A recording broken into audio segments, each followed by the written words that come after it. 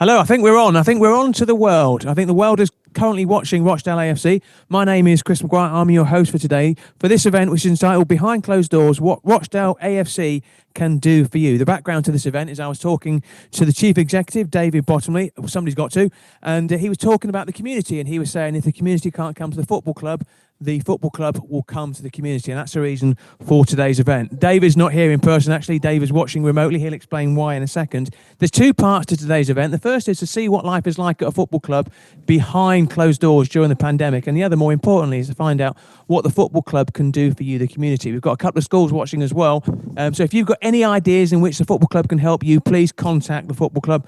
More details to come. The schools in question are St James's C of E Primary School in Wardle and Hollingsworth Academy as well. So they're both watching. So thank you for joining us, and to any other schools watching as well. We'll be ending today's event with a Q&A session from St James's C of E Primary. And I can tell you for nothing, they are not pulling any punches. Now, I've taken our own register. I'd like to introduce you to our panel, to our CEO, David Bottomley. David, how are you? Good morning. I'm well, thank you. Okay, what's quite funny, actually, your voice follows you by about 2 seconds, but it matters not. Francis Fielding, Commercial Director, Brian Barry Murphy, Manager at Rochdale AFC, Owen O'Connell, Captain at Rochdale AFC, and Ethan Brealey, who is 17, one of the young players at Rochdale, and we've got some really exciting news about Rochdale as well. If you've got any questions, please use the chat facility at the bottom. We'll try and get to them towards the end as well. We have got a couple of fans watching as well, which is great. We've got James Singleton is watching as well, one of the cardboard fans here, and we've also got Caroline Phillips. Obviously, for social distancing reasons and for reasons of the pandemic, there's nobody here, just these two. So if you are watching, you two, you're watching in spirit. I'm going to start with David Bottomley. David, we've known each other for a couple of years. I'd like to consider us as friends as well. Thanks very much for the Christmas present that you've sent me. Another signed copy of this magazine, exactly the same magazine that I got last year as well. Going to put that in the same place as the present you sent me last year. David, this is your idea. You're not in the room. Why aren't you here? I'm self-isolating, unfortunately. COVID has affected the club. We've had one of a member of staff test positive, and we've taken the precautions very sensibly that have been laid down by our own protocols and by the Football League. And there are about 12 of us, unfortunately, now having to self-isolate until the 2nd of December. The football club and football generally is going through the biggest change and the biggest challenge ever because of the pandemic. And yet, whenever I see you, you're always so jolly. You're always so happy. How do you stay so positive in this sort of world? Being honest, working with great people at the football club, genuinely. And, I've always liked to challenge in my career. We've got a great team, got great staff. And I've always thought, I'm very lucky to be in the position I'm in. And if I communicate negativity, it'll spread to the rest of the business. So I'm naturally a very optimistic and positive person. But genuinely, I look so happy because I'm working with great people. Okay. One of the downsides of playing behind closed doors and having no fans in the stadium is you don't get to hear that cry, David. There's only one David Bottomley. But what's the other downside or what's the biggest downside for you of playing behind closed doors beyond the finances? I think this little slip here that I used to get passed about 15 minutes before the end of the game by the office staff. And this is actually the one from Newcastle on the 4th of January this year, which says our gate receipts at £183,842 were a record in our history. So I miss that probably the most. But you miss the anticipation of the whole build-up to a match day when you're not playing behind crowds. It's a very eerie, horrible experience, really. We've had some emails, some questions have come through. You've got fans from Canada, fans from New Zealand staying up through the night just to watch you, David. So be on your best form. But, what's the club's financial position like? Because they've asked that. They're concerned. They've seen the stories about the EFL. What's the club's financial position like? Well, we're fighting. We're fighting to find a way through this situation. We have been better placed than most clubs. That's public knowledge. Our year-end accounts to the end of May this year will show a healthy profit, but we showed a loss to the year-end of May 19. So it's a balance. A number of things happened fairly fortuitously with cup runs, and that's not fortuitous. That's a great ability of the team and Brian to manage the team. But we had a couple of player sales that have been important. And, you know, I'm paying testament to people who've been in this job before me, who have laid down sell-on clauses on players like Craig Dawson, who 10 years after he left this club, we're earning money out of in September of this year and September of next year. But it's extremely challenging. Very, very challenging are the finances, and we do need support and we will need help to get through. But, you know, I always use this mantra: we've been solvent for 113 years and we'll get to 114 because everybody knows how hard this club works. At the moment, clubs are selling tickets through iFollow, you know, which is obviously welcome revenue. How much is the revenue from iFollow worth, say, compared to a big travelling support to watch Rochdale? I'd summarise that easily by saying that our revenue so far from iFollow from the start of the season has been £93,000. And I worked out the other day that the Sunderland game on a Tuesday night would have brought us in £116,000. So one game on a Tuesday night would have been equivalent to the entire revenue from iFollow. Put it in perspective, the game against Northampton on Tuesday night, revenue on iFollow from that game, by the time the Chancellor's taken 20% VAT, is bang on £4,000. £4,000, right? Okay, well, at least those fans who are watching managed to celebrate a goal towards the end of the game, which rescued a point for Rochdale. The least they deserve, given their possession for the day. Now, you want suggestions from the community on how the football club can help you. Are you literally up for anything, David? Yeah, absolutely. We are, I think, as a club. Yeah. Yeah, I asked a question because do you recognise this song? This is like Name That Tune. Now you'll remember it, other people won't remember it. Can you identify this song?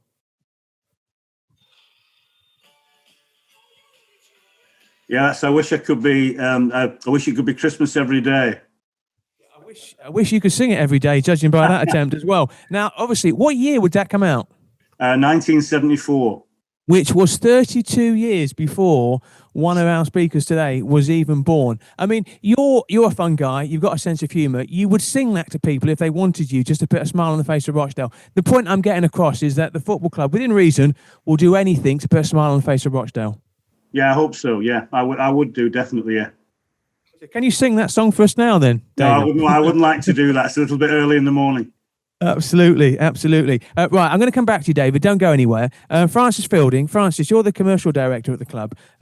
We just mentioned earlier about the difficulties the club have got, in the sense that we're in an area now. When I came to watch the game against Newcastle, this place was absolutely banging.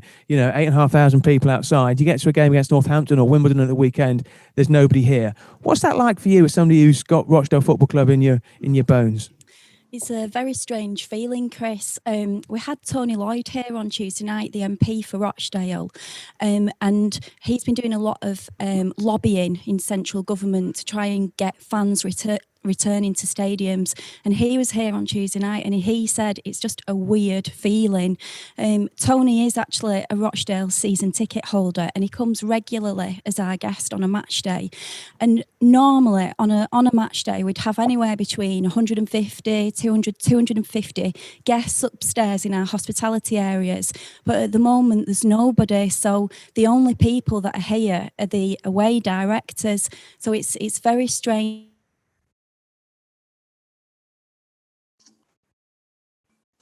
End of each week is the match days, and we all look forward, to putting an event on and seeing the fans and welcoming them and meeting them. So it's very strange. We miss them. We can't wait to see them back. I think Wimbledon brought one travelling director with them. Just give you some idea in terms of the number of people at the stadium. I mean, it's worth saying actually that your office and David's office, when he's here, is one of the hospitality boxes which you vacate on the day of a match day and the day before. But at the moment, all your stuff is probably strewn around a hospitality desk. Yeah, that's right. Myself, David, the media team, we all work out of our executive boxes during the week. So normally prior to a match day, we all have to unpack our belongings, all our equipment and move out. So I'm normally sort of running around on a Friday afternoon or a Tuesday afternoon, kicking everybody out of the boxes so that we've got enough time to get them cleaned and turn around for the game. I'm not going to lie, it's been quite nice not having to unpack the boxes every week.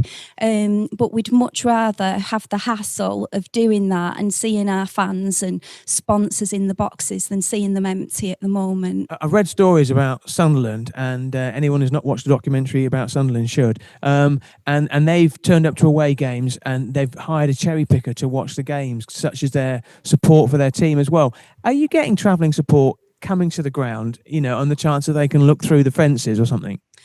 Yes, we do. We probably get away fans coming to every game, not home fans because they're sensible and they know not to come. But yeah, we get away fans coming, trying to peer through the gates, climbing on top of walls to see the games. And it's true that we actually got an email circular from the EFL warning us that some Sunderland fans had hired a cherry picker to watch the game. So just to be on the lookout for any cherry pickers that might turn up unexpectedly on our car park.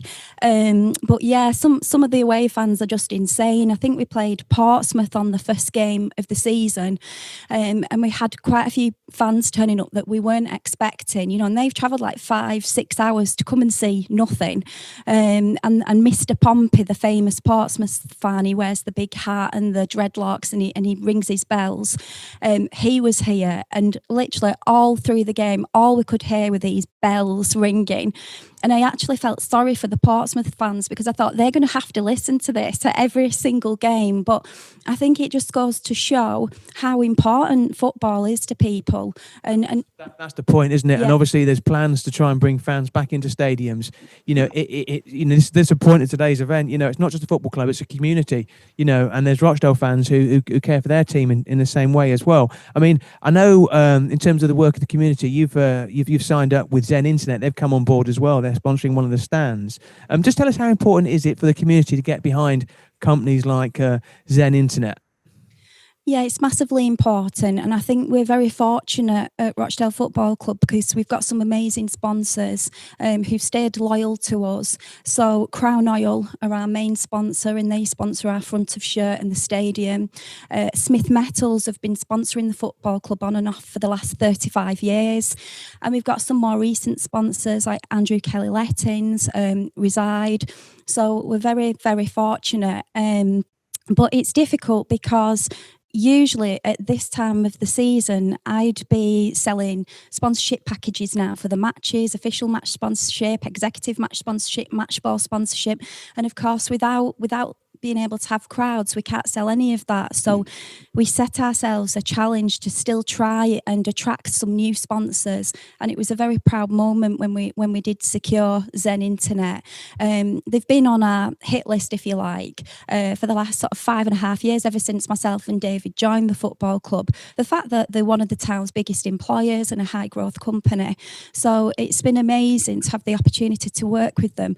But it is a different type of sponsorship package that we're used to. So normally a sponsor will invest X amount into the club, and in return, they'd have some advertising, some hospitality.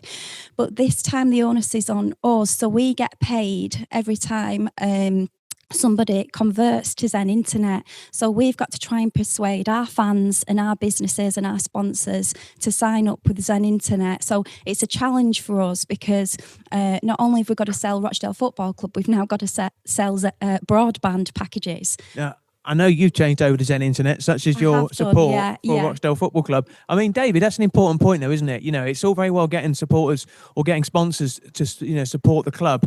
Then you need to get your supporters to support the sponsors as well. It's a two-way thing, isn't it? Yeah, very much a two-way thing. And that's a really interesting one, sponsorship with Zen. They're a local company, but they're very national in terms of who they are. They're the third biggest internet provider in the UK. They're the fastest growing.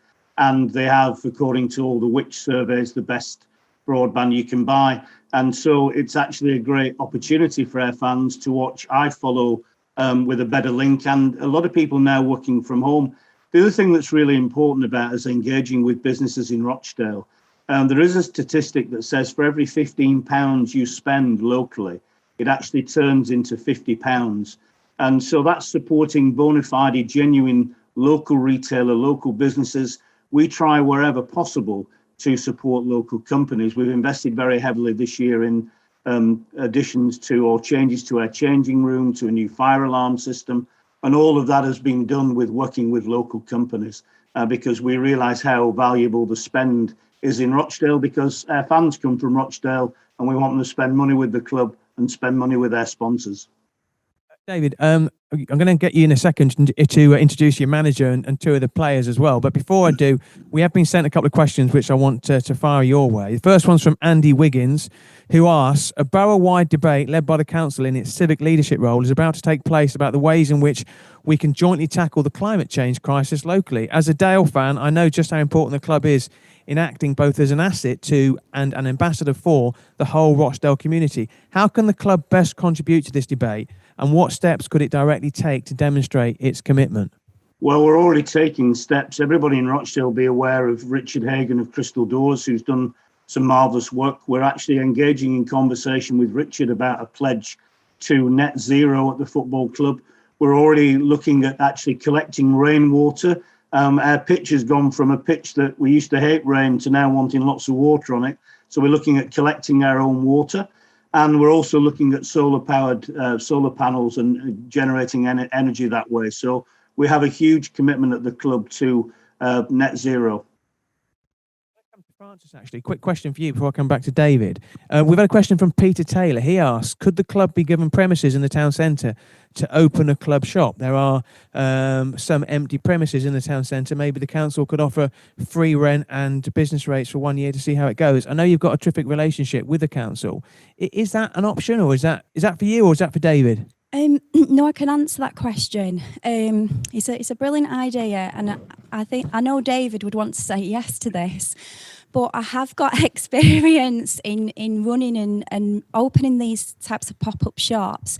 And whilst, yes, there's no doubt, I think the council, who we work very closely with, would give us reduced or negotiate free rents and rates. I think for us at this moment in time, it's probably not financially viable, and the reason is because there's still a lot of costs involved in opening a shop. So you've got your heating, your lighting, your electric, your water, you've got to pay for your fixtures, your fittings, you need a till, you need internet access, and then you need to staff it as well, and we are such a small team. So I think whilst we would love to have a permanent presence within the town centre, I think for us what works best is sort of popping up at events and things. So we've done like the Feel Good Festival, the Christmas lights switch on. So not ruling it out, and we'd love to do it, and maybe we can get some volunteers to help with it. But there is that financial aspect that we've got to consider. Okay, so we're going to start next week then, David. I think she wants to start next week. That's what she means by that long answer. We've had another question actually from this is from Jordan Abbott. I'll ask it to you if I may, David. After the Prime Minister announced that fans will be allowed back into the stadium, how are you going to get fans back into the habit of giving you their precious time on match days? And what challenges do you think you'll face in getting fans back into the habit of coming to the stadium to watch games live? I mean, obviously the announcement is that at the end of the lockdown, if you're in a tier 1, you could have fans back in your ground, and I think you're due to be playing Plymouth next week as well. So, how would you answer Jordan's question? Well, very simply, Jordan, we've prepared the ground already, because we worked on the basis from August that the crowds were coming back in limited form from the 1st of October. So we put every step in place. We actually even sold our season tickets this year on a COVID plan for the stadium, which wouldn't have had away fans in. I actually think, conversely, people who've not been to football before will actually want to start to come to football when full crowds are allowed back, because people start to realise what they've missed during this awful 12-month period we've gone through. Don't go anywhere, David.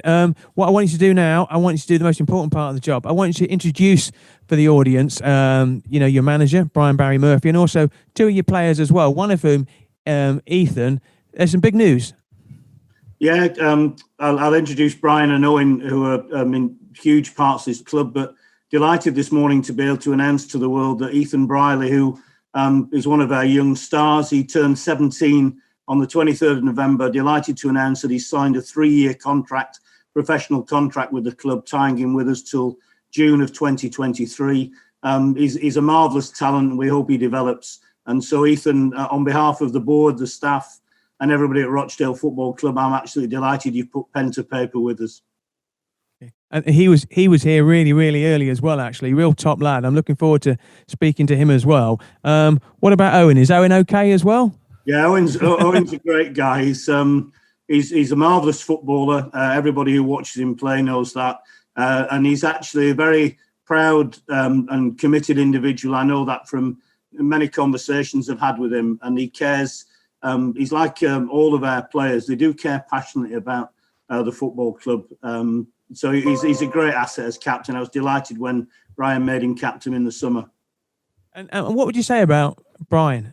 Brian's been at the club as a player, now the manager. What would you say about Brian? The best thing I can say about Brian is he's very comfortable being Brian Barry Murphy. He's an absolute brilliant asset to the football club in terms of he's a great coach, a talented manager, and he actually has time for everybody. And he fits with everything that we're trying to do as a football club in changing where we have been. Our commitment is we want to be the best family football club in the Football League going forward. And you said that you want the club to be a community club. It already is. And you said the players themselves and the manager, they're leading this way. It's funny, actually, because I spoke to Brian about you and he said something completely different about you, David. I mean, it wasn't anything as generous as what you said. Brian Barry Murphy, manager of Rochdale AFC. Before we talk about Rochdale, I want to talk a bit about your life before Rochdale. And I was doing my research. It'll come as a surprise. I do some research. And your dad, Jimmy, is an icon in Ireland because of his career as a Gaelic footballer. And we were trying to sort of talk about how big Gaelic football is, and for those people who don't really understand, just explain how big Gaelic football is and how big your father is in terms of that sport. I can probably easily describe how big Gaelic football is. I suppose it ties into what we're speaking about this morning. In Ireland, it's very community based because it's an amateur sport, so there's huge links to the community. Everybody plays for the area where they come from, so again ties into that whole local type of thing of what we want to be as a club. In terms of my father, he was relatively successful, I suppose. It's hard for me to speak about his achievements, kind of being so close to him. Owen will probably give you a better idea of how he's viewed in terms of our locality and our country. But yeah, I suppose he was a very big influence on me growing up, and immensely proud of what he achieved, but probably don't speak about it a whole lot. Yeah, no, I was talking to people in terms of to try and get some sort of scale of it, and it was like, well, think about George Best in football in terms of Gaelic football. I mean, that's how big he was, and still is for many people. Yeah, I've heard that comparison being made. And again, it's difficult to say when it's your own father, but yeah. I suppose in relative terms, I mean, maybe just comparisons. a final question about your dad, because it's difficult talking about your dad, but in terms of final question about your dad, in terms of growing up as a kid, were you Brian Barry Murphy or were you the son of Jimmy Barry? Yeah, the latter, definitely, yeah. Latter. Always, yeah. Always, right. Okay, so now in terms of you as a footballing career, you started relatively late. I think you were interested in Gaelic football as well. You had trials at Arsenal, Man United. You started playing for Cork at the age of 16 before signing for Preston North End under David Moyes. You played over 400 games for the likes of P&E, Sheffield Wednesday, Bury and Rochdale. Do you ever get frustrated when everybody assumes that all footballers are multi-millionaires? I don't really. I think obviously I grew up with a lot of players who went on to play at the very top. I think you find your own level after a period of time, and I just realised in my mid-20s that I probably wasn't as good as the guys who got to the very top. So was always very supportive of all those guys, not envious at all, and respected what they had done, and kind of gave me a great insight as I graduated towards my coaching career of what it probably took to play at the top, and to understand that the value of each player individually and just getting the very, very best out of everyone. Like I said, in terms of my career, I was very proud of what I achieved. I suppose in terms of my own career, kind of laughingly referred to myself as a bit of a journeyman, but I'm very proud of what I've achieved in my playing career, and it's kind of led me to where I am today, and probably given me the experience to understand the different capabilities of each player and value them all intensely.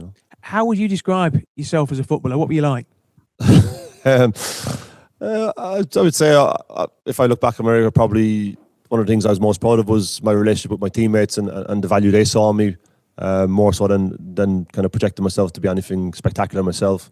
I always felt a great sense of respect for my teammates at every club I was at, and I always felt as if I always put a team above myself. That was probably because I wasn't as good as some of them or the star man, but I think that's kind of something that's transcended again into my career. You played 200 games plus for Bury before you saw the light and came to Rochdale as well. On a serious note, when you saw what happened to a community club like Bury, which, all rivalries aside, was an absolute tragedy for football, especially in the Northwest as well.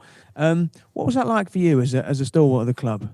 I think without wanting to speak too much about what went on there when I was there as a player, I think it was a travesty in terms of the relationship we have with the club, because you've lost the whole local element, the rivalry, the build-up of looking forward to the games, the anticipation of when that derby would come around, and even when I was at Bury as a player, there was always a sense that it was a friendly rivalry. Our supporters will tell you it's pretty intense, but there was never a sense of hatred from either end when I was there. And when I crossed the divide as such, it still remained a fixture that we were all intently looking forward to, and just to see what's happened to the families at Bury more so than anything else really, and how they continue to look after the stadium and want to be part of the club, but actually have no club to look after. I think we can relate to that very much in terms of our own club. If it was to happen to us, it would be a crying shame, and I think it's kind of highlights the need for everybody to come together and to make sure that we don't have any more cases of that in our region and anywhere else in the UK, I think. Yeah, just a WhatsApp message from George Brigham. He's a member of the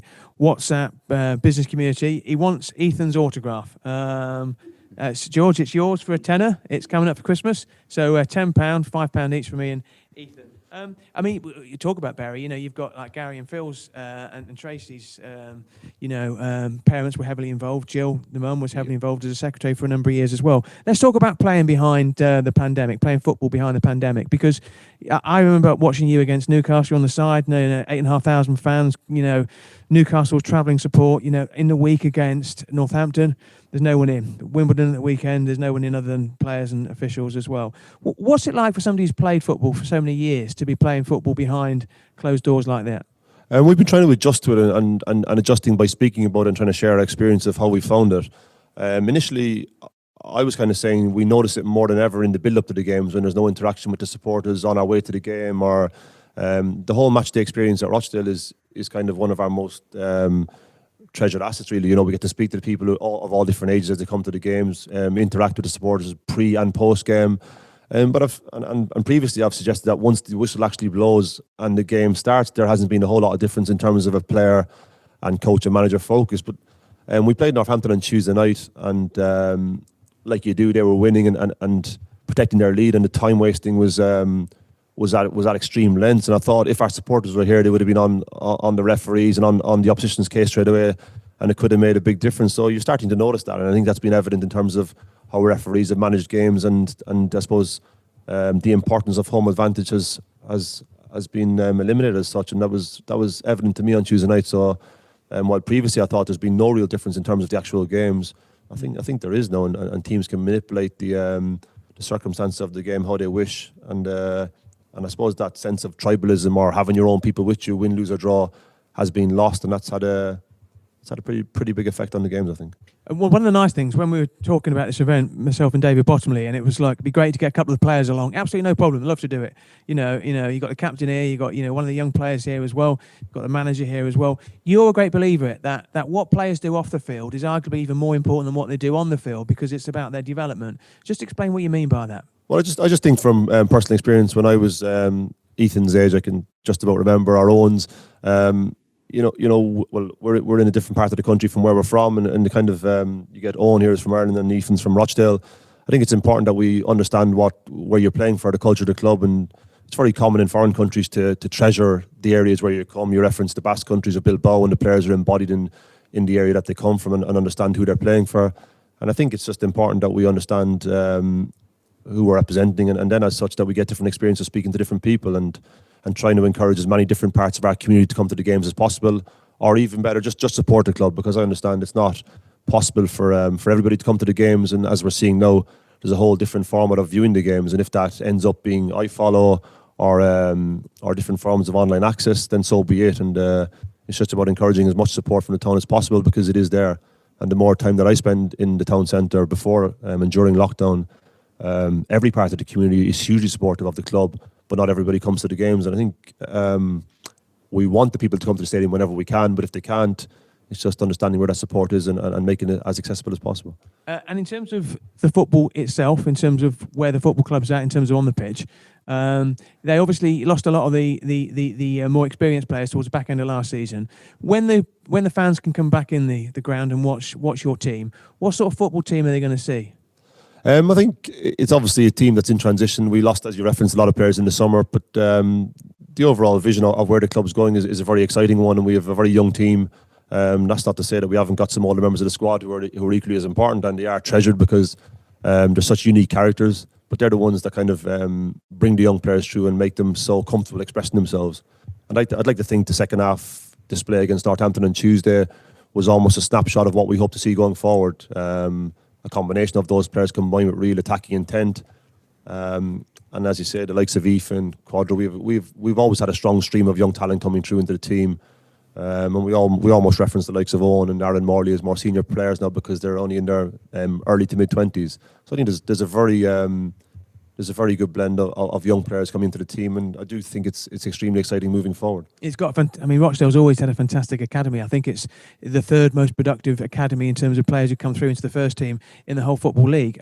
Before I ask you to introduce your captain and young Ethan as well, we have had a special request actually from Hollingsworth Academy, and they've asked if you can read out a message.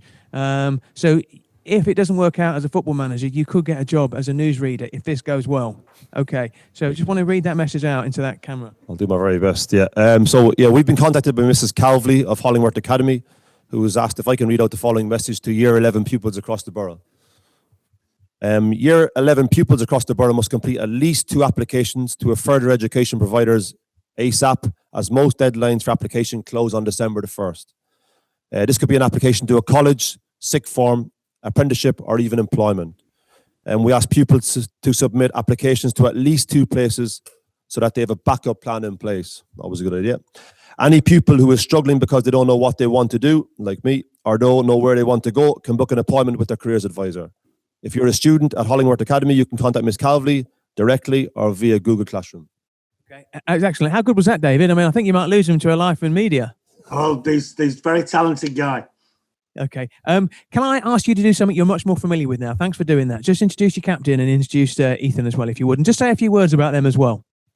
Okay, so the 2 players with us today are our captain, Owen O'Connell, and David's already spoken about Ethan Brearley. And I suppose kind of an embodiment of what we just spoke about in terms of where the squad's going and how we see it evolving. Ethan's come through our academy and has established himself as an outstanding prospect. And I suppose our point of difference or where we see ourselves as being unique is irrespective of age, our players go into the first team environment and play at a relatively young age. And as I said, we have those older players, Owen included in that, who look after them and make them feel very comfortable. And that wouldn't always be common in terms of English football. There'll be a lot of players going to under 23 squads and spend a lot of time developing, but not having any real exposure to the EFL or to that game. So Ethan's made significant progress and is probably a great example of a player who was quite small in his teens and probably behind his peers, and has never lost faith in what he can do or belief, and has shown an incredible hunger to develop and eventually outgrow his peers and become, as I said, an outstanding talent. And Owen is again something that we've had in the club previously, an outstanding young player who reached some real highs early in his career and played for a huge club, Glasgow Celtic, in Champions League football. And like so many players, has found the pathway at top clubs in the UK, blocked by, I suppose, squad strengths and bringing in players from different areas. And as such is on the pathway back to that, having to drop back down the leagues, first to our near neighbours who have sadly gone out of business, and now to ourselves, and has really established himself as the outstanding League One defender, I suppose. And we're very pleased to have him with us, as he's shown such great leadership qualities this season. No, great. Thanks very much, actually. Great introduction. I should just say, actually, the pupils of St James's CFE Primary School in Wardle, they've now joined us, due to kick off at 9 o'clock, and they've got some fantastic questions, much better than the ones that I've asked. So I should put you on your, warning. Owen O'Connell, captain of Rochdale AFC. I'm going to describe you, and these aren't my words; these are the words of a former manager. Can you identify the manager? They said, I quote, "I've been particularly impressed by young Owen. He's a good size, wants to do well, and he's good in the air. He's been around the first team for a few years and had some loan experience." So name that manager. Brendan Rodgers, I think, was it? Absolutely, it was. Yeah, and that was when you were at Celtic as well. I mean, just talk about your Celtic experience. It was touched upon by your manager Brian a second ago. You spent you spent quite a long time at Celtic. You involved in some Champions League games. I think you came on, didn't you, as a substitute at the Nou Camp against Barcelona in the same match that Lionel Messi was playing. Do you remember that? Yeah, did you? The result wasn't great that night, but so we won't really talk. But no, 7-0 for those people who want to find it on YouTube. But yeah, something great to remember for me, I suppose. Like you say, there being on the same pitch as Messi is something I'll be able to, say, I suppose, for the rest of my life. Not that I like bragging about it to a few of the lads, but yeah, it's quite a special thing, I suppose. Yeah. What was it like being at Celtic? Because sort of Brian touched on it. You found your opportunities limited at Celtic, and you've dropped down the leagues to be playing regular football. You're now the captain at Rochdale. But in terms of what it was like at Celtic, you're rubbing shoulders with some of these sort of players as a young player making their way in the game. Yeah, it was a very special experience. I went there when I was 16, kind of just moved over from Cork and kind of said I'd give it a go, and it turned out quite well. I made my debut quite young, and Neil Lennon was the manager at the time. Was very, very good for me, and really enjoyed my time there. And then, as you say, got to the stage where I was kind of 20, 21, and felt like maybe I needed to play a bit more. So it thoroughly enjoyable experience, but I felt like the time had come for me to kind of make my own way in the game and not kind of sit around and wait. I felt like I'd exerted all my opportunities there to try and make it through, and felt like the right time to move on. And obviously, as Bryce said, moved on to Bury. Yeah, and talk about that journey in terms of that transition, because you read lots of stories about footballers and they stay at clubs. They earn big money at big clubs as well, and they and then you have players who decide that they want to be playing football, so they make a decision to step down the the footballing pyramid. What was that journey like for you? Yeah, it was, to be honest, quite seamless. I think before I'd signed for Bury, I had a 6-month loan spell at Walsall, who were in League One at the time as well, and so I knew what I was in for, what I was expecting, and I really enjoyed my time there. And I knew then that once I had this successful loan spell that I wanted to move on. And when I signed for Bury, I think it was in my head really. We were kind of they'd signed a lot of good players at that level, and we were looking to kind of get promoted. So I kind of saw it as maybe a step down, but not a step down for me, is really in terms of where I wanted to be and what I wanted to feel as a player. I wanted to feel part of something that could lead to something good. And I was quite ready to do that at the time. So some lads, that I played with maybe would have stayed at Celtic a bit longer, and things might have turned out differently. But I think I was ready at the time to make that move. So found it quite easy. Sorry. I just sort of mentioned earlier that sometimes there's this perception of all footballers are earning stacks of cash, etc., etc. I don't know how much your attire costs, but it must be a princely sum. But what do you think about that suggestion that all footballers are multimillionaires? The actual reality when you move down into League One and League Two, it's completely opposite, isn't it? Yeah, definitely. Yeah, I think I've definitely experienced it. Especially going back home to Ireland, it's as if you're kind of something special, whereas Brian would say the same. I'm kind of just a normal lad. Even if I'd go home and see my friends and all, it's almost as if people think like you're a millionaire, and miles off that. So it's a funny experience, but one that I think you get quite used to after a while. And then when you're at this level, I think it's easy for people to kind of say that it's an easy life or whatever, but we're just honest lads as well, trying to make a living and enjoy the game. Yeah, I think I'm right in saying though, you've got a very, very special chauffeur. Just the odd time, yeah, when he's available. Yeah, absolutely. Yeah. In fact, he's not far away from you right now. When you do need a lift. We've seen and we've heard what football's like behind closed doors. What's it like for you when you play in terms of and I'm looking at the pitch now. It's in fantastic shape. It's looking absolutely fantastic. But what's it like for you when there are no fans in the ground and you can hear everything that's said from the managers to other players? I mean, can you hear tackles? What's the difference for those people who'll never experience either way? Yeah, it's quite different. As Bryce says, for me, it's more the kind of pre-match experience that makes a difference. Seeing people coming into the ground, I think I'm kind of one that once the game starts, I'm that focused that I don't really realize the surroundings or what's around me. But in certain instances in the game, you realize it and it makes a difference to us. But for me, I think during the game, I'm not focused on it and I don't really realize. So, which I think is quite different. Another player might give a different experience on it, but I think we're all looking forward to having the fans back in, especially for that kind of pre and post match interaction, as Bryce says. But to give us the lift during games as well, I think it will make a big difference. Yeah, just in terms of as the captain of the club, and David said and Brian said the club's willing to do anything to really, get out into the community, within the social distancing rules allow. But if you were to lift the lid on the dressing room, I mean, of the current Rochdale players, who's the best singer? Ryan McLaughlin, I'd say, is probably the best singer. Yeah, he's re-signed this year after last season, and he agreed to sing again, even though he didn't have to. So I think he enjoys it. So we'll probably say him. Yeah. Best dresser? Who's the best dresser? Matt Dawn's quite well dressed. I'll say him. Is he? Okay. And who's a player who spends ages getting their hair just right?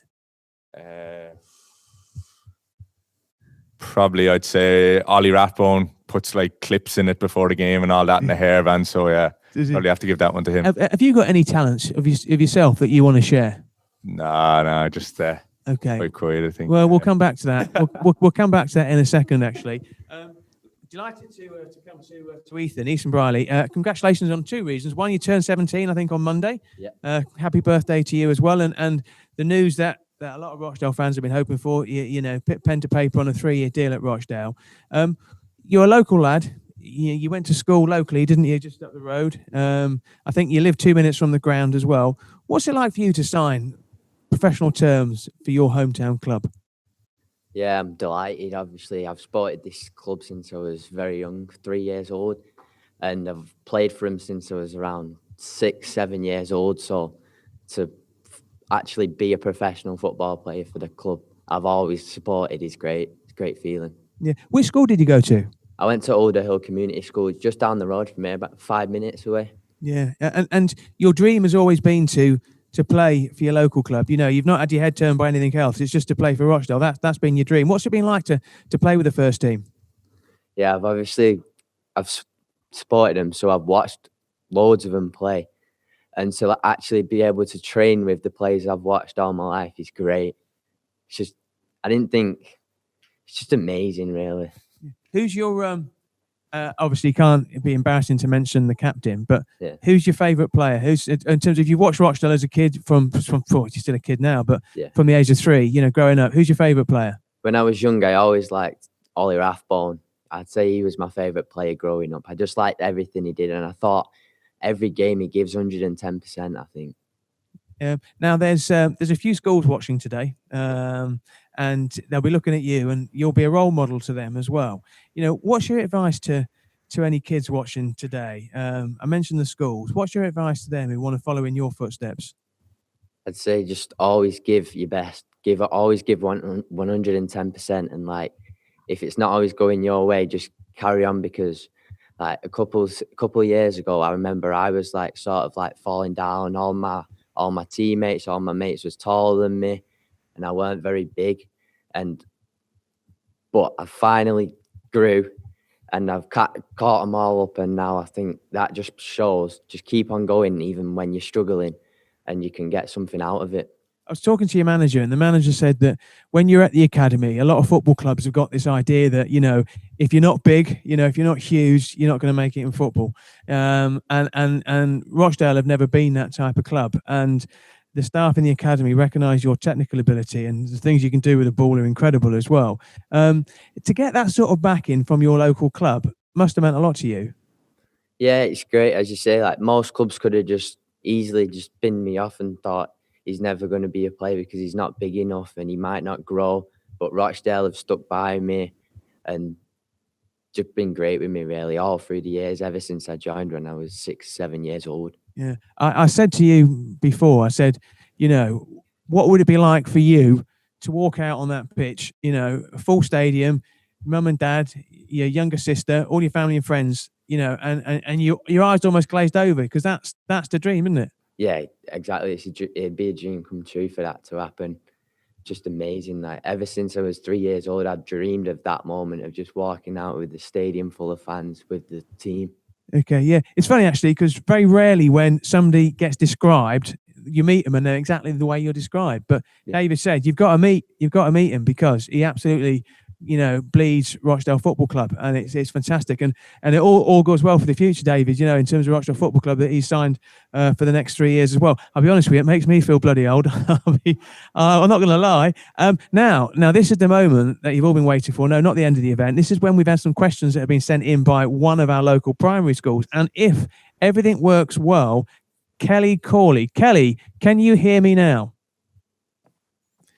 Kelly can probably hear me remotely. Kelly is she's one of the members of staff at St. James's Primary School in Wardle, where the pupils have prepared some questions, and there's a few Thunderball questions in there. The idea, ideally, with that Kelly will ask those questions. Kelly, can you hear me? Okay, Kelly can't hear me, but Kelly, I know you're there, and I can feel your support coming through the Zoom cameras. So, Kelly, I'm going to ask the questions on your behalf. First question is going to be for Francis. Francis, going to warm up with a nice question. I'm going to see how clever you are. Year 3 have asked, when was this stadium built? You can consult a friend if you're not sure. I do actually know the answer to this question, because we did some Halloween tours recently, and we had to do a bit of research on the history of the stadium so we could recite some ghost stories. And the stadium is actually 100 years old. It was built originally in 1920. But I think this stand that we're in today, I think this is about 30 years old and was rebuilt in about 1990.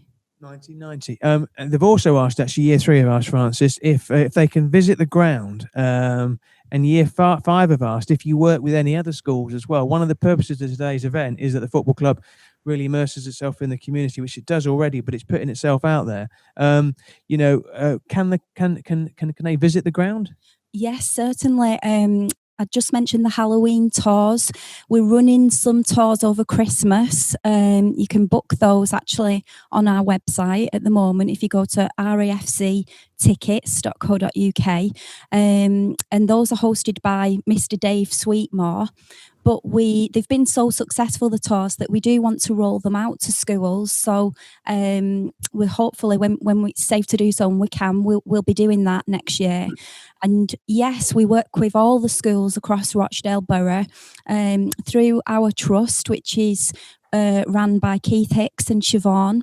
They work with all the primary schools and the secondary schools across Rochdale Borough, and they go out when they can do so every week, taking players out to meet the pupils and things. So yes, as soon as we can, we will be getting back out into the schools as well. And there's no airs and graces about the club. If somebody wants to contact you, what's your email address, Francis? Yeah, it's just Francis, that's with an ES at the end, at rochdaleafc.co.uk. So if there is any inquiries or anything after today, if you want to send those to myself, I can then forward them on to the relevant department. Thanks very much. Going to come to David Bottomley. Just looking at my phone, actually, and I've just had some questions for you as well, David, but I've just had a text message come through. Any chance of getting David Bottomley's autograph? That's from Dave Bottomley. So Dave, I know you're never shy about giving your autograph. I've got some questions for you, actually, and I wish Kelly could ask them because, they're such great questions. The first question she asks is, And this is from Rory. Rory, I hope you're watching. How do you feel about the season, and where do you think we will finish? Really good question. As Brian said, it's very much a transition season. We've had a number of players go out at the end of last year. We've had some very exciting players come in Alex Newby, Stephen Humphreys and Jake Beasley to complement the team. We haven't had such great results in the last few games, but our captain, Owen O'Connell, has always told me that we're about to go on a good run with belief in the team. So very much a top half finish is what we think we can achieve as a football club. Going to ask next question, which is, let me see. This is from Millie, and this is a really good question, actually, and we'll be able to tell from your reaction. Is your job hard work, David? Well, it's from the comfort of your own home, David. Is your job hard? No, because I love it. So I would have to say that, because if you love what you do, you find it's a lot easier to work in an environment than if you don't enjoy what you're doing. So I'm very fortunate that I do love what I'm doing. How tough has this whole process been, though? Because, you know, you've come from a real interesting career in business. In fact, the magazine article that I referred to, actually, it talks about the fact that you know, you enjoyed a stellar career in business. You've always been a Rochdale supporter. You would do like 6-hour round trips just to watch the Dale. This period, this season, it must be arguably the most difficult of your working career. Yes, it has, but it's been, you know, I've always thrived on a challenge, and it is a great challenge on every single level to get the club through this. But you know, you can either, when you wake up in the morning, you can either go back to sleep, pull the covers over, or you can get up and try and do something about it. And fortunate that, you know, myself and everybody else at the club has decided that we'll jump out of bed and try and do something towards getting us through this situation. And it brings out skills you didn't know you had. And I think from my own point of view, what I've learned in the last few months is, you know, you learn new skills that can help. And, you know, I've always been a big believer in change throughout the whole of my working career.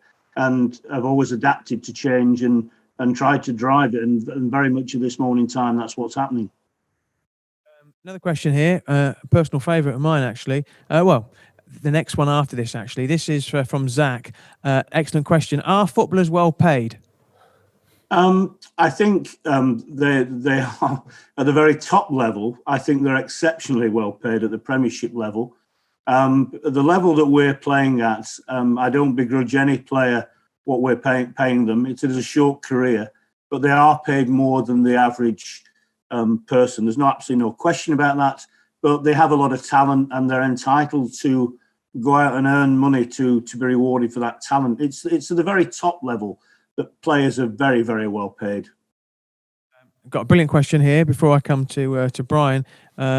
This is from year 2. This is a year 2 question.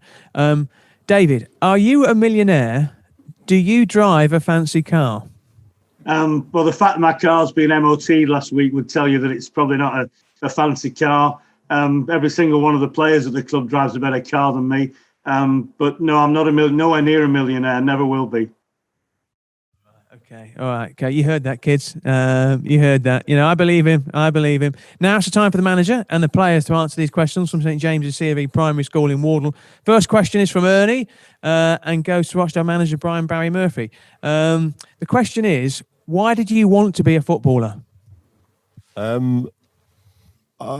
just think it goes back to the very start of it. I just kind of love the game, really, and like played loads of different sports when I was young, and I would recommend that to everybody. I think try as many different sports for as long as you can, and then at some point, at some stage, you'll have a defining moment where you think this is a sport for you, and that was just for me. I wasn't even sure the reasons why. I just loved the game and enjoyed playing it, and just took a natural course.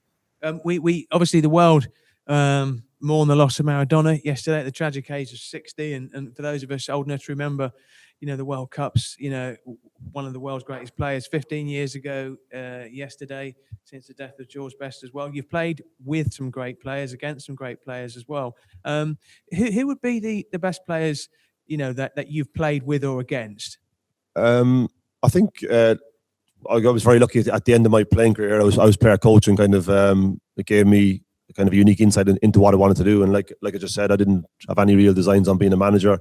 I was just coaching and and got to play with the likes of, before Ethan, we had some outstanding young players, and I ended up playing with them in reserve games and being almost like a mentor to them. And I think Callum Camps was probably the player who gave me my first taste of being a coach or being part of someone's development. Obviously, Chris Beach was a youth team manager, and then Keith gave him his first team debut. But I was pretty close to him and ended up playing alongside him and helping him in some minute way, and kind of gave me a taste of what I'd like to do. Who's the question here? Again from year 3. Who do you think is the best player in the world? And year 3 have said, please don't include Owen O'Connell in the answer because it wouldn't be fair on Owen. I would have said Callum Camps, but he left us. He probably still is. In the world, we have some pretty exciting players coming through. But I don't know if they'll make it to the top of the world, but they may do. Who's to say? No limited beliefs. So rarely Messi or Ronaldo? Messi for me, definitely. Okay. Right. Thanks very much. Going to come to Owen O'Connell, captain of Rochdale, and this is from George. George asks, Owen, what's it like being the captain? Yeah, it's very enjoyable. Something that I think comes quite natural to me. Even before last season, when I wasn't the captain, I tried to be a leader both on and off the pitch and help players and even younger players. So when Bri asked me to be the captain, I was delighted, and something that's very enjoyable and I'm very proud of. Okay. I want to follow up on that question, actually. If anyone's got any questions they want to ask as well, feel free to submit them through the chat facility at the end. This is your opportunity to hear from the great and the good of Rochdale Football Club. As a captain, what do you have to do in terms of, you have to lead from the front, but in terms of the things that people don't see, what are the other things that you have to do? Because some of the players you'll be dealing with will be older than you, for example, and in the world of business, some people can find that challenging. Yeah, I think I'm quite lucky in that sense, really, that a lot of our older players are superb and almost there for me to lean on, and I certainly use that. I'm, like I said, things come quite naturally to me, but it's still different things where I need help, and the likes of Paul McShane and Jimmy Mack have been a huge help to me since I've come into the club and took over as captain. I can and lean on them for anything, really, and I think it's such an easy environment for us as players. That there's no real pressure on me to be the captain. Yeah, there's one or two things that maybe I'll need to do differently to what I did first, but it's quite easy, and with the people I have around me, it's a very easy job. Question from Sam at St James's C.V. School in Wardle. What's the best team you've ever played against? Northampton, maybe? Yeah, not bad. I think, I've been quite lucky in my experiences. Certainly when I was a lot younger, that I got to play with and against some great players and teams. And like you said earlier, I was lucky enough to come on and appear against Barcelona. I remember just being on the bench that night for the first kind of 60, 70 minutes of the game, and kind of thinking to myself, like, if I thought of this when I was a kid sitting here on the bench in the new camp, getting to watch players like, Iniesta, Messi and all that, it was special, and almost had to kind of pinch myself sitting there. So to have that experience and almost watch them play, and then to get on for kind of 20 minutes to the end, which wasn't as enjoyable as watching. I'd probably say that Barcelona team, yeah. Ethan prefers Rochdale. Sorry? Ethan prefers Bottom. I mean, for somebody who's never looking at me, I'm never going to play on that stage. I'm never going to get that close to the action, But for those mere mortals amongst us, who are most of the people watching today, in terms of when you play against the Barcelona, you're dealing with such skillful players. What's the big difference? Is it the speed? Is it the decision making? What's the big difference? Yeah, I think so. I only had 20 minutes that day, but we played against them in a pre-season friendly in Dublin earlier in the season, and I kind of got a bit of a taste for it there. I played the first half as well, but on those big nights like that, it's just some of the movement and that it's very difficult, and a lot of it's kind of speed of the game and speed of thought. I think a lot of those players are just kind of a step or two ahead of everyone else, really. So it's kind of trying to stay concentrated, but sometimes almost Another question we've had as well. Lots of questions here. Thanks very much to Kelly Corley and the school as well. How do football players relax away from the game? To be honest, I kind of live my life through football now, and everything I kind of do off the pitch is, like you say, relaxing and resting. And I'm quite lucky, you know. My girlfriend at home is very easygoing, and she probably helps me relax. You know, we like you say, it's when you get a bit of time off, you can do nice things, go out for dinner or a meal or something like that. But to be honest with you, quite a lot of it is just resting and relaxing and after games. And I'm quite lucky in the sense that you know, I get to go home and kind of just switch off from football, and it's very good. Okay, I've got some questions from Ethan, and then we've been sent some questions from all over the world, which is I'm going to come back to you for, David, as well. But if you've got any questions you want to send through, please feel free. Ethan, we touched on it actually. Ollie Rathbone is your favourite player. We've been sent this question from the school. Players that you watch now, you know, professional players that you watch now, are there players that you particularly admire and that you look at and think, wow? Yeah, I really like to watch Kevin De Bruyne for Man City. I think I watch City quite a lot, and just everything De Bruyne does, it looks like a step above all of his teammates and all the players he's playing against. He just seems to, like, before he's got the ball, he knows where the next pass is and where the best possible pass is to his teammate. How do you improve your game? What do you do to try and, you know, get to the next level? They talk about, Dave Brailsford, the cycling coach, talks about the 1% gains. You know, so how do you try and improve your game? Do you spend a lot of time in the gym? Do you running? Is it a mental thing? How do you try and get better? We do a lot of training, and when we're in training, we have this thing called 1%, and we all have something we can get better at, and we try to work on it in training, or if we go out on our own to do some extra practice. So, like, things we aren't as good at, we try to work on them more than other things. What things are you working on? I'm working on my 1v1 defending and tackling at the moment. Okay. How's you doing with that? Very well. Okay. Very well. Okay. And another question.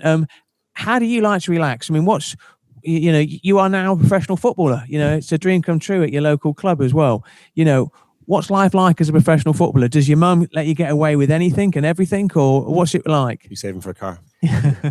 No, it's every day after training. My mum and dad are always at work, so the first thing I've got to do when I get home is walk both of my dogs, which I don't particularly like doing. Yeah. And then after that, just really chill out and watch football after that. Yeah, because you said you live, eat and breathe football as well. Little shout out to the dogs. What are your dogs called? Reuben and Frankie. Right, okay. Reuben and Frankie, you know, you heard it here first. Now, I've been sent some questions that have come through, and they're mainly directed at you, David, so I'm going to put you on the spot. But, hey, listen, thanks very much to St James's C of E Primary School at Wardle. I thought those questions were absolutely fantastic. Far better than any ones that I've come up with before you say it, David. Before you say it, David. Luke Chadwick, not the former Man United legend, has contacted us. He's a Dale fan from New Zealand. And he says, as a Rochdale fan in New Zealand, I try and keep up with the very latest news about Dale. And if Dale ever go bust like Bury, it would break my heart. He asked this question. What is the aim for the next 5 years financially? And are we safe, or are we going to hit it hard? I'll answer that if I can just take some time to do, because it's a really good question. I think the one thing that has happened during the pandemic is that it's taught the football club something that it should have known for a long time, that its off-the-field operation is equally important as the on-field operation. And we have, as a group of people and as a board, started to invest in new roles in the club. Next week, for the very first time in our 113-year history, we're joined by an HR manager. And so we're making great efforts to improve what we're doing off the field, which brings in more revenue for the club to go on the field. We have a dream still over the next 5 years that we will get our own training ground. We have a lovely facility at the moment, which our ground staff manage, and the players are happy and comfortable there, but it's not what we should have as a professional club at the level of football we're playing. So we desperately want our own training facility. And, you know, Ethan sat there as an incredible example of what our academy and community have brilliantly achieved over the last 10, 15 years in producing footballers. And we do that by, you know, using the facilities of the soccer factory in Rochdale and Matthew Moss School and Hotwood Hall College. We don't have our own base, and so we need our own base to produce more Ethan Briley's in the nicest possible way. And so that's still very much part of their thinking over the next 5 years. No, we're not going to go out of business because we have a plan. Our plan is that we will become the best family club in the entire Football League, and that is a dream shared by all the staff, all the board now. And you can't imagine how hard people are working behind the scenes to ensure that financially we will get through this crisis. So, every day, every pound counts at this moment in time. I'll be totally brutally honest about that. So, to our fan there in New Zealand, we do ship to New Zealand. So if you want to order from the club shop, please do so. It's, the only revenue we have coming in at this moment in time is either through iFollow or through our online retail business. And we've invested very heavily in that this year. We have a great new online platform for our shop. But one of the things that I think, we're going to probably be saddened to hear today is that I don't think our area will be in a tier that will allow us to have crowds back immediately. So again, that puts equal emphasis on iFollow and how we can develop income from the streams outside of normal match day revenue. But, we rest assured to the fan in New Zealand and the fan everywhere, there's a group of good people at this club who are ensuring that we'll get through. That's another question here from John Keogh, and he said he plans to take advantage of the Zen link-up as well, which is great.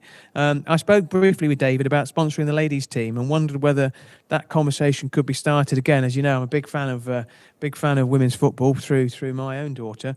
Just tell us about that.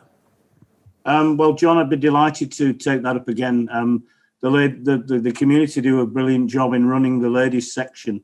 Equally, my dream is that one day we'll have a professional ladies team representing Rochdale, because I think that would be something to aim for. So yes, please, I apologise if I've not followed that up.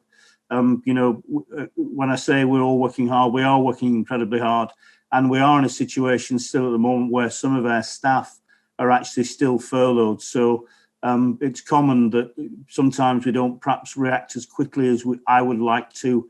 And Frances reacts to everything brilliantly because her follow-up's exceptional. But sometimes I get lost in emails. So yes, John would love to follow that up. Thank you. I've been sent a question from Dave Swindles from Canada. He got up at 3 o'clock today. So thanks very much, Dave. Congratulations to you. I should just say, actually, and this is the great pity, is that the fans can't see, you see the pitch and it's like a billiard table. I mean, it's phenomenal. I mean, people talk about, what football was like in the 70s and 80s and like the 90s when Maradona was playing. He wouldn't have played on a pitch as good as this. I mean, people don't see that, do they? No, I think, the pitch is probably the finest example of how the club is progressing. We took a decision as a board to do things properly. We've had to spend an awful lot of money to achieve what we've achieved, but we've done it properly in terms of getting the best contractors in, getting quotes. It took us a year to decide on the right contractor, and the result is we've got a playing surface that a certain former England international described a week last Tuesday night as the finest pitch he'd ever seen. So it's given the whole club a lift, because normally at this time of year you're looking out on a little bit of mud and worn surrounds around the pitch, and now everyone's looking out and the players are walking onto a pristine surface. I mean, one of the issues is I actually thought the other night it's bouncing a little bit too much, but it's drinking. It's very thirsty. It takes a lot of water. So good job we're in one of the wettest towns in the UK. And of course, just method of elimination. He played Salford last Tuesday week, so that's probably Gary Neville. It was Gary Neville, yeah. Okay, and so Dave Swindle asks, Dave Swindles from Canada, I emigrated from the UK a few years ago and now live in Eastern Canada. I'm sure that many Rochdale fans over the years have done the same and live around the world. So does the club have any plans to establish better, more frequent ways to communicate with the expat population around the world? And does the club currently ship or courier merchandise internationally? I mean, are there many Rochdale AFC shirts being worn in Eastern Canada? That's the question. Well, I know there are shirts being worn in Toronto because I know people have bought them from Toronto, and I know we've recently shipped to Canada. Yeah, we ship to any country in the world.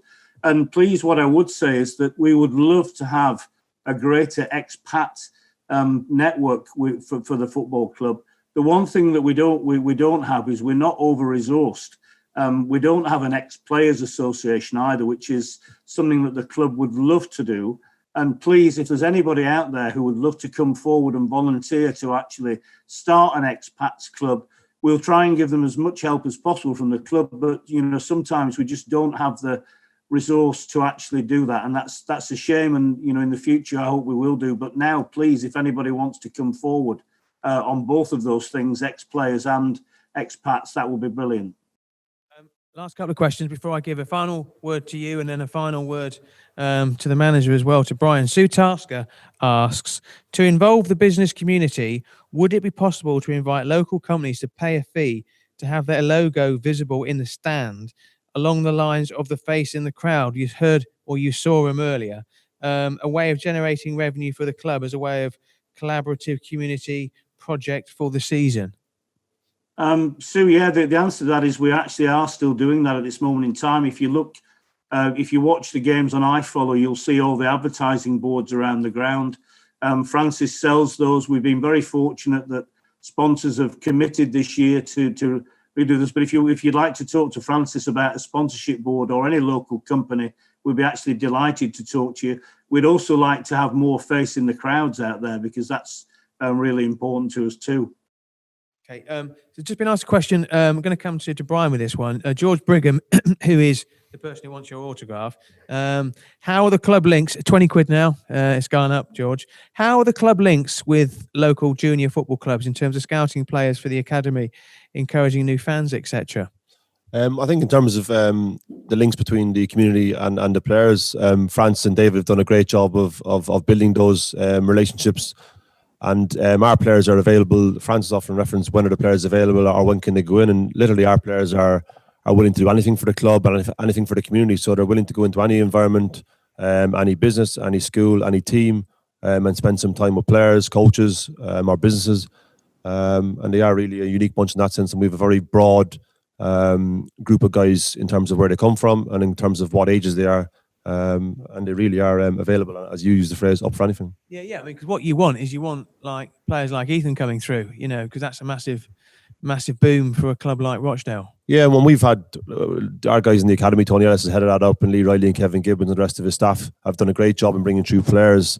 One area that we're conscious of is talent elsewhere, and it doesn't have to be players from our academy all the time. We recently acquired Quadro Bar from London. He was playing street football down there. So we're very conscious of getting players in from outside of our own academy as well and not putting all of our eggs in that basket. And literally, we referenced we're up for anything in terms of our recruitment or our pathways.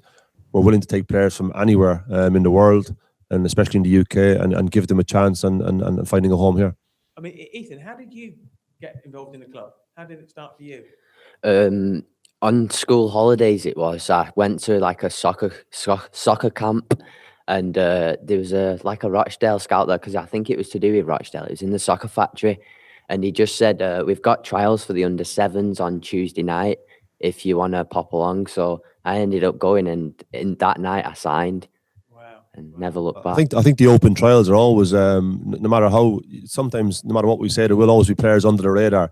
If for whatever reason you may not get spotted or you may be a late developer, and Fabio Tavares' story has been highlighted recently. He kept coming to Rochdale for open trials, kept coming back, and again he was tiny, and eventually he got in the door, and now he's building his name for himself as one of the up and coming strikers in League One. Just asking for a friend. I mean, obviously Ethan's at one end of the age group. If you were a 48-year-old journeyman, big in the air, maybe lacking a little bit of pace, but big elbows. Would that person have a future at Rochdale? I think anybody has a future as long as they're willing to give a chance. Yeah. David, I'm available. He wants me. Yeah. He wants me. Brian. Well, I think I'm in for Saturday. For Tuesday, isn't it, your next game? Being asked a question from Katie Miller. Katie says, morning, we are a local charity who sponsor a shirt at the club. We'd love for the club to be included in our reverse advent calendar in the build up to Christmas. Would you consider being an additional drop-off point for festive donations for people experiencing domestic abuse, massive subject there, and or homelessness? That's from Katie Mackin. Actually, it's a good question for you, Francis, in terms of, I know, you're heavily involved in the community. What would you say to Katie Miller? Yes, definitely. We'd love to get involved and support that. We've obviously got the ticket office and the club shop, which could be drop-off points. So, yeah, again, if she wants to drop me an email, we can organise that. And just remind us what your email address again is. francis@rochdaleafc.co.uk. Okay, and it's Francis spelled FRAN. CES. Just testing, make sure you know it. I've been asked a question from Kim Ho here. There is a digital tech consortium that is up and running in the Rochdale Borough area. The aim is to get older people to become digitally connected. What can Rochdale AFC offer as an incentive or a hook for older people who want to start using the internet? I mean, that goes beyond, of course, football, but my parents are 83 and 72. My mum's on the internet more than anybody else I know in our family.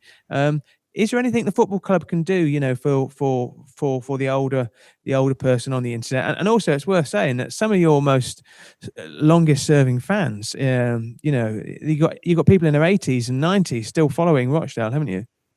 Yeah, we have. Yeah. I think it's a really good question. We've tried to do workshops before the second lockdown with people who were unfamiliar on how to get onto iFollow. But after this, I'll talk to David Brayton of Mice and Pages, who has been long time being our IT partner. And I think it's a great initiative where we can do something as a club. Let's do it. Yeah, that's a really good idea. I can vouch for David Brereton at Mice and Pages as well. Very, very good and local as well, and very committed to all things Rochdale. So, David, final comment from you, and then a final comment from Brian. You've already got players phoning up older season ticket holders, checking on their welfare through the pandemic. And you've got other players reading stories to younger fans, albeit I think that job has now been taken by Brian, judging by the way he read that announcement earlier. What's your final message to people watching today's webinar? Please just contact us with any suggestions. As a club, we're very aware of the terrible situation with child poverty in Rochdale. We want to try and help to do something about that this Christmas.